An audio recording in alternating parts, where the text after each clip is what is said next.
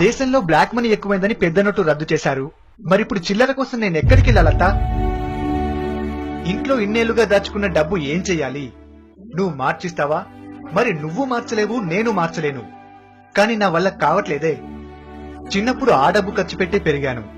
ఈ రోజు కూడా ఆ 1000 నోటుతోనే నీ దగ్గరకు వచ్చాను, నిన్ను చేంజ్ అడిగాను. ఇప్పుడు దానికి చేంజ్ ఇవ్వలేవా అత్త? ఎప్పుడైనా 1000 రూపాయలకు 2 రకాల చిల్లరిచ్చేవారు. ఒకటి 100 రూపాయల నోట్లు, 2 500 నోట్లు. నేను 100 నోట్లు ఇమ్మంటున్నాను, నువ్వు 500 ఇస్తా అంటున్నావు. ఒక్కసారి 100 రూపాయల నోట్లు ఇచ్చి చూడత్తా, ఒక్కసారి.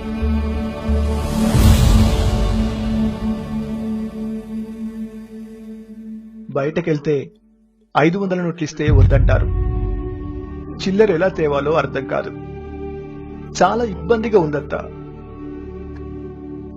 ఎవరిని చిల్లర అడిగినా మా దగ్గర లేదు, దొబ్బే అంటున్నారత్తా, దొబ్బే అంటున్నారు.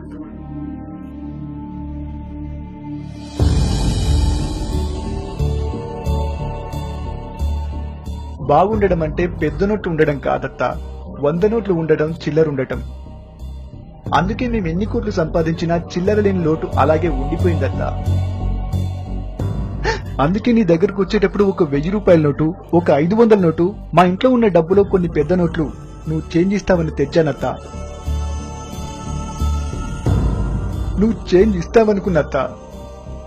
నువ్వు చేంజ్ ఇస్తా అని చెప్పు, ఇంట్లున్న 1000 500 నోట్లన్నీ తెస్తా.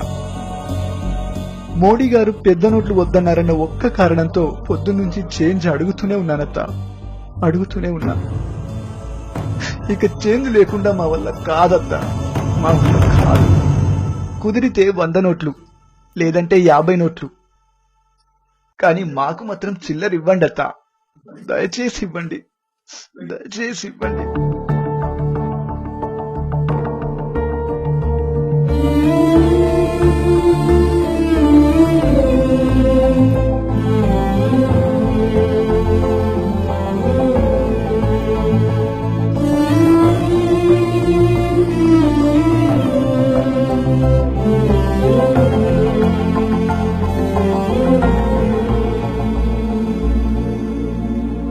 ఇస్తుండగా గౌతమ్, ఒక్కసారి నీకు చేంజ్ ఇవ్వాలని ఉంది.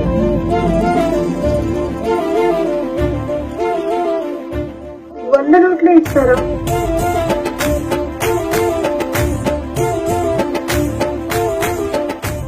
వెయ్యి నోట్లున్నాడు కాదరా, 100 నోట్లున్నాడు గొప్పడు.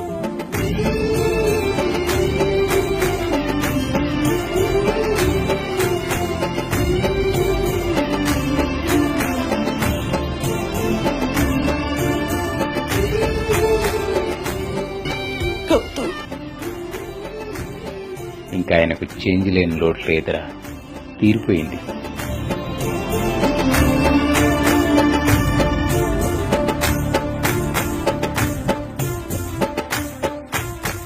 శేఖర్, చేంజ్ ఇస్తాను, 100 నోట్లు ఇస్తాను.